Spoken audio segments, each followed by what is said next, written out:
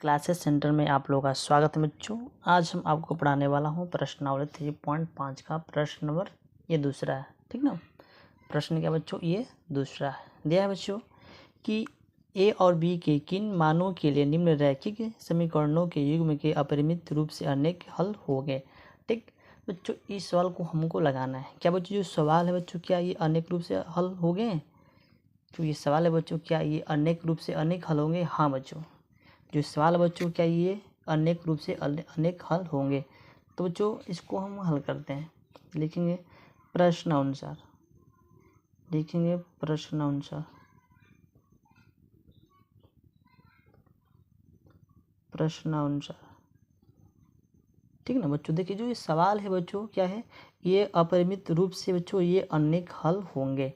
तो यहाँ नीचे यहाँ पे लिख देंगे, इसके नीचे जस्ट लिखेंगे बच्चों यहाँ के कि अपरिमित रूप से, अपरिमित अपरिमित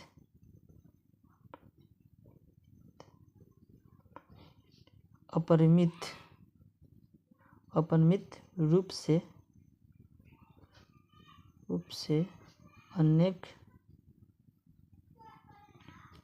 अनेक हल होंगे, अनेक हल होंगे। ठीक बच्चों, अब हम क्या करेंगे, यहाँ से a1/a2 का मान निकालेंगे, ठीक ना। देखिए जो ऊपर वाला है बच्चों, चाहे a1 है, ये b1 है, ये c1 है। नीचे वाले क्या बच्चों, ये a2 है, b2 है, c2 का मान है। ठीक, तो यहाँ पे लिख देंगे कि a1/a2, a1/a2, a1 क्या बच्चों 2 है, a2 के मान कितना है, a माइनस के b, यही है। ठीक, अब चलते हैं b1 बटे में b2, b1 बटे में b2, b1 का मान कितना है 3 है, और b2 का मान कितना है a प्लस के b, a प्लस के b है। ये है बच्चों। अब लिखेंगे बराबर c1 बटे में c2, c1 के मान कितना है बच्चों 7 है, कितना बच्चों 7 है। ठीक, और c2 का मान कितना है 3, a प्लस के b माइनस के 2, क्या बच्चों ये c2 का मान है। ठीक, तो बच्चों इसको अब हम हल करेंगे। इसको मान को एक तरफ नीचे लिख देते हैं, लिख देंगे यहाँ पे कि 2 बटे में a माइनस b और बराबर 3 बटे में a प्लस के b, यहाँ पर कोष्टक भी लगा देंगे बच्चों, बराबर 7 बटे में 3 a प्लस के b माइनस के 2, यहाँ पे बच्चों हम कोष्टक लगा देंगे। ठीक, इतना समझ गए। अब हम क्या करें बच्चों, यहाँ से ध्यान से देखिए, क्योंकि बच्चों इसके बराबर ये है, और इसके बराबर ये है, और इसके बराबर ये है, समझ रहे हैं ना। इसके बराबर ये है, और इसके बराबर ये है, और इसके बराबर जो ये है, ठीक ना। यानी तीनों बच्चों आपस में क्या है, बराबर है।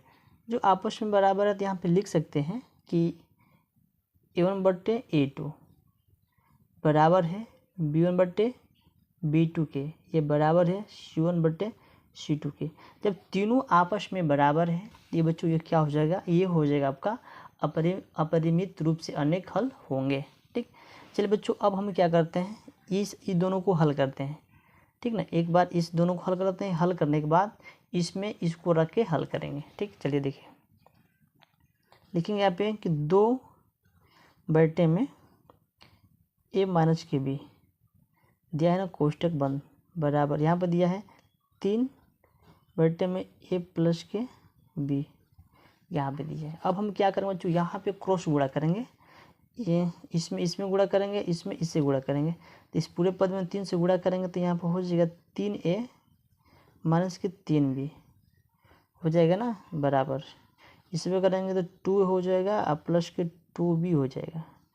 हो जाएगा नहीं हो जाएगा, हो जाएगा। अब देखिए ए वाला एक तरफ करेंगे, बी वाला एक तरफ करेंगे, तो लिख देंगे यहाँ पे 3a, यहाँ पे a है तो इसे इधर लाएंगे तो माइनस के 2a हो जाएगा, बराबर 2b हो गया। इसको इधर लाएंगे तो प्लस के क्या हो जाएगा 3b हो जाएगा, 3b हो गया। अब इसमें से घटाइए, 3 में से 2 घटाएंगे तो कितना बचेगा, a बच जाएगा, बराबर 3 2 कितना होते हैं 5, हो जाएगा आपका 5ab। ठीक, देखिए हमारा ये क्या है बच्चों, मिल गया हमारा, ये मिल गया हमारा तीसरा समीकरण आपको मिल गया।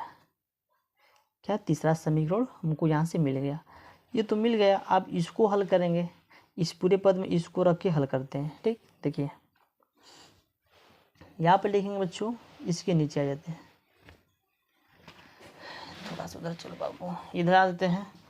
इसको लिखेंगे यहाँ पे कि 3 बटे में कितना a प्लस के b दिया है बराबर, अब लिखेंगे 7 बटे में कितना हो जाएगा 3a प्लस के b माइनस के 2, इतना हो गया।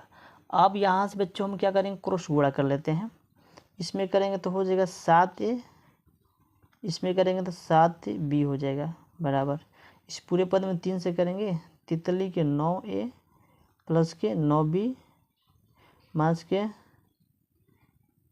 तितली के 9, यहाँ पर 9 3 हो गया बाबू, सॉरी यहाँ पर 3 हो जाएगा, और 3 दूना के 6 हो जाएगा ना। अब देखिए जो ए वाला पद है उसको एक तरफ करेंगे, जो बी पद वाला है उसको एक तरफ लिख देंगे। अब देखिए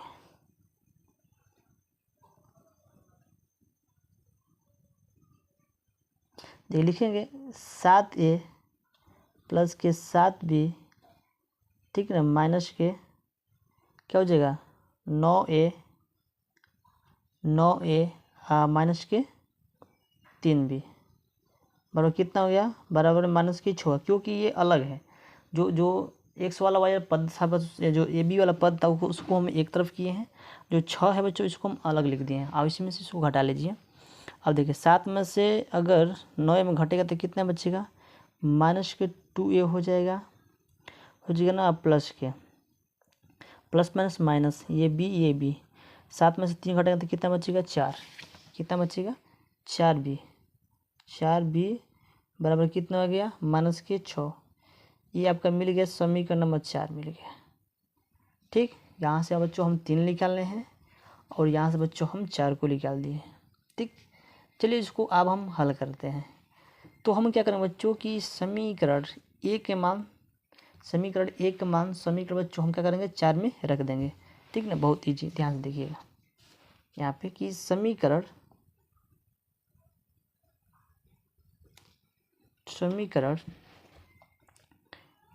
ए का मान समीकरण